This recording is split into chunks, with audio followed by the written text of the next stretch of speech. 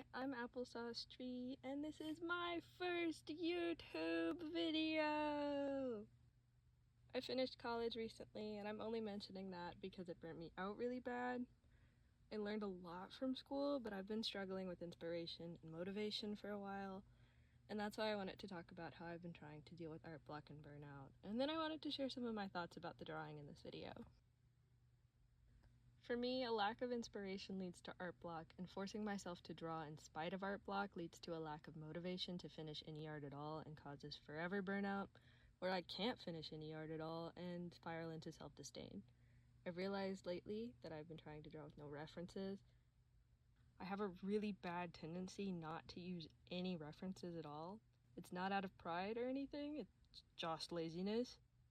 But it also means that I usually don't have any inspiration either. I sit there and doodle and hope I can just pull an idea out of the deep recesses of my mind, which actually makes it harder to be lazy. This video is fan art, but I've learned that even non-fan art characters need to be inspired by something, even if that something is a real object or animal. Drawing without inspiration is very uncomfortable.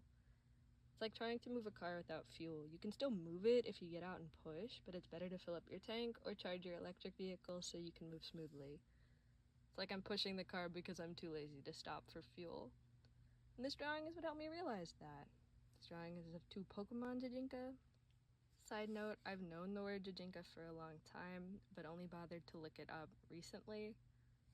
So anyone who wanted a definition from Google, it just means anthropomorphization, which just means giving human qualities to non-human things, in this case, drawing Pokemon as people. Anyway, Pokemon-based designs inherently involve referencing a Pokemon, so they help me to address my bad drawing habits and provide me with inspiration, which in turn actually helps me finish my art. My takeaway from it is that finding inspiration in references will naturally help with motivation, so if you're anything like me, use your references. Even if your references are just one picture of a Pokemon, or in this case, two Pokemon. This drawing was just meant to be something fun that I could do quickly. Unfortunately, quickly is apparently almost 8 hours of video footage. So it's at like 10 times speed right now. I'm about halfway through the third sketch layer. I don't usually do 3. I'm not sure why I did 3, but I'm glad I did 3. I think it looks good. This also brings me to the other thing I wanted to talk about in this video. I get an excuse to yap about my creative process. And if you clicked on the video, you are now legally obligated to listen. And if anyone out there is just listening without looking at the screen, I'm drawing the Pokemon Delphox and Braixen as magical girls. The idea of magical girls came from the silhouette of the Braixen. Its fluffy midsection reminded me of a poofy skirt. I thought about making her an idol like Hatsune Miku by turning the stick into a microphone. But then I realized that Magical Girl actually fits more with the magical wizard theme of the Pokemon. I also originally was not going to draw 2 characters. When I sat down to work, I did a quick warm-up, and then I refreshed a random Pokemon team builder until I got Pokemon I wanted to draw. The first one was Delphox. I did not like my original idea. I think I drew like a firebender, but it didn't look good.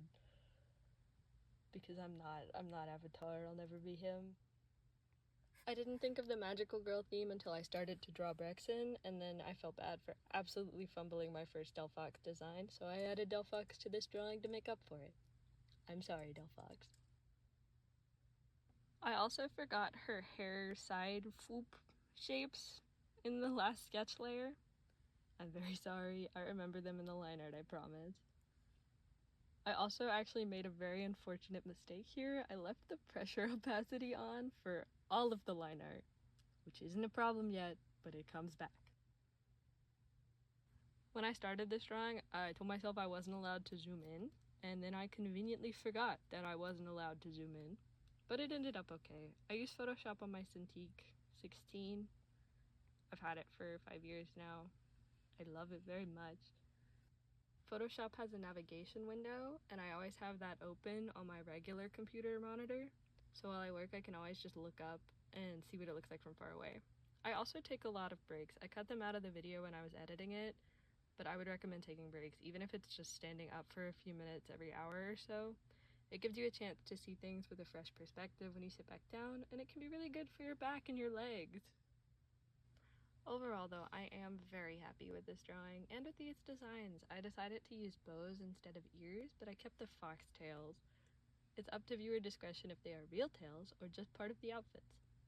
I've decided it is also up to viewer discretion on whether or not these characters are siblings or the same character during some sort of time travel shenanigans.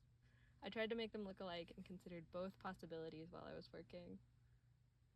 I also put a lot of bows and ruffles because they fit the magical girl theme and are just really fun to draw. Going forward, I want to improve my line quality and line weight variation. I also want to improve at drawing hair in general. I think I put the anime hair vents in the wrong spot, and I feel like the hair near the faces looks a little too stiff. I want to find a better balance between intentional hair shape and loose flowy strands. I want it to look soft and fun, but still characterized. I feel like I could have also done better at adding variety to the size of each piece of hair. I think they all ended up similar sized. I've seen some people add line art after coloring, and I really like the way that looks. I might try it out. I've seen people do it for traditional paintings too. I'm worried about how long it might take, but I want to put more intention into coloring, and I think it could help me focus. But that is for later. For now, this drawing has line art before colors.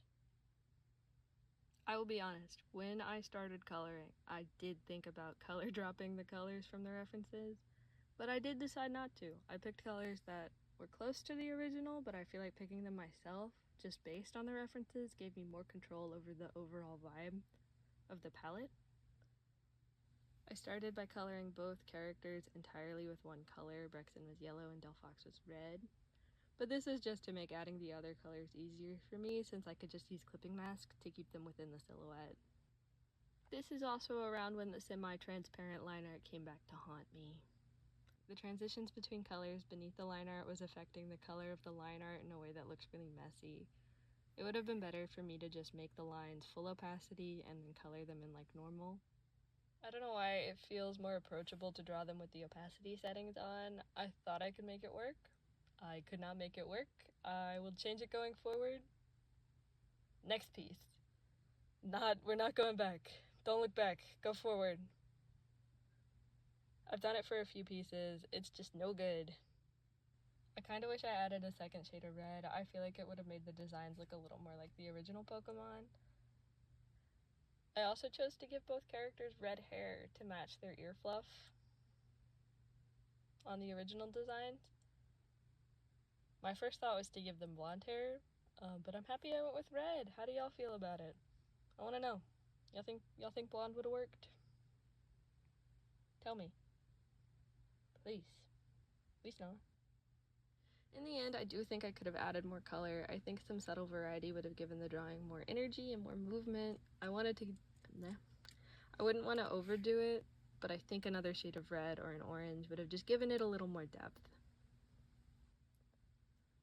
There's not a lot I have to say about it. Well, it's just flat colors. I added a multiply shading layer, and I did this because it's easy.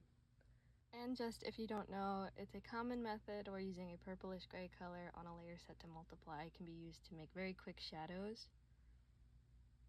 I think I would have liked it better if I spent more time on the shadows. That's alright though. I was trying to finish quickly. I'm still learning cell shading. I'm not going to beat myself up about it. I do think a second multiply layer actually would have added more depth to the shading, but overall I don't think it's bad. I just think it could be better, and I need to let that go. It can always be better.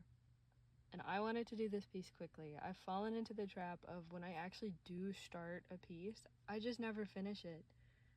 And there comes a point in the process where you just have to say, it's good enough. Make your silly video for YouTube. There's actually multiple points in the process where you just have to decide you're happy with it and move on. You have to be happy with the drawing, the editing, the script, the voice work, and if you spend as long as possible making each part of it perfect, it will never get done. Putting something okay out there is better than putting nothing out there at all. And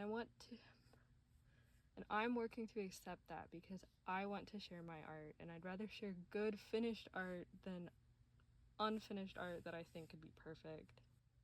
Quality and quantity don't have to be mutually exclusive. A lot of the time, quantity yields quality. If you spend 1,000 hours on one drawing, it will look beautiful, but you'll have one beautiful drawing. And if you make 1,000 drawings in the same amount of time, don't you think it's likely you'll end up with more than one beautiful one?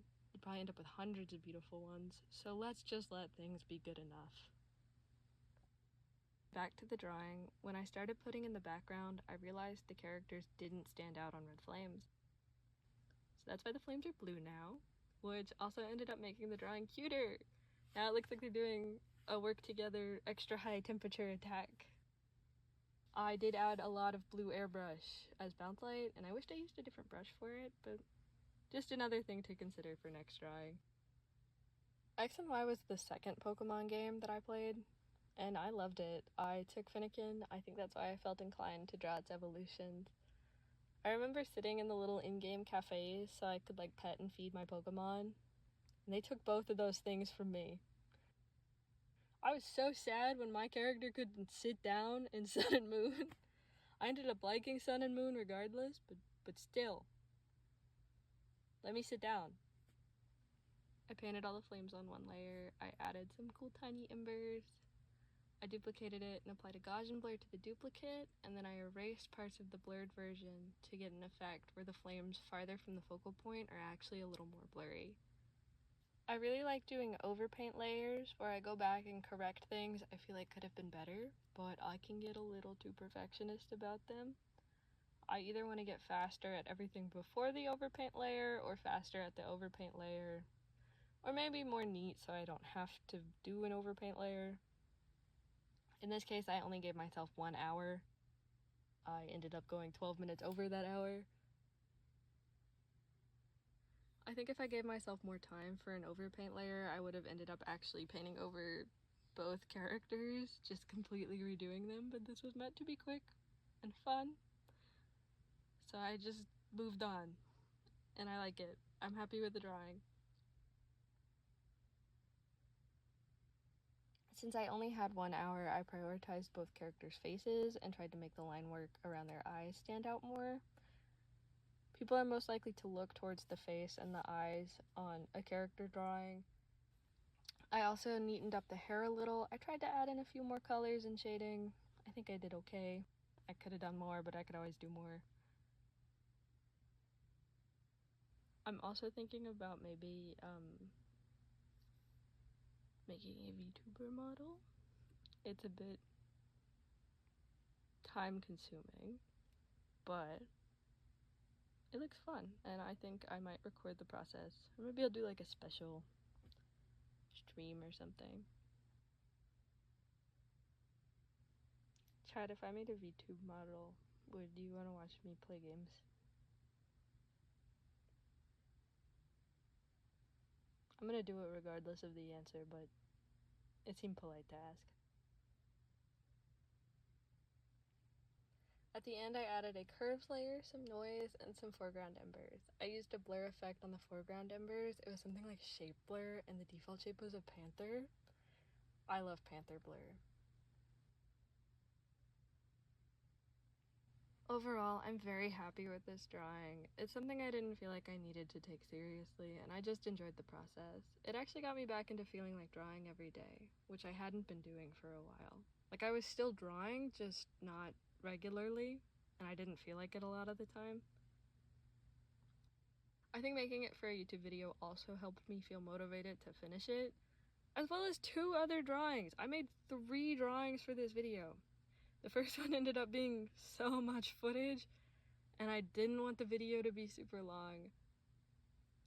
So I guess I just make more videos. I have more drawings, more videos, easy. After that though, what would y'all be interested in seeing? This is something of a drawing retrospective more than anything. But would y'all like regular speed paints, regular tutorials? And how do y'all feel about this drawing? I want to know.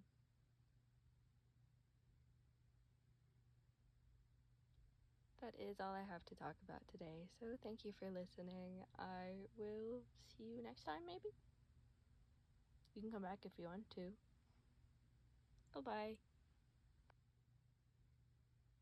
I don't know how to end the video.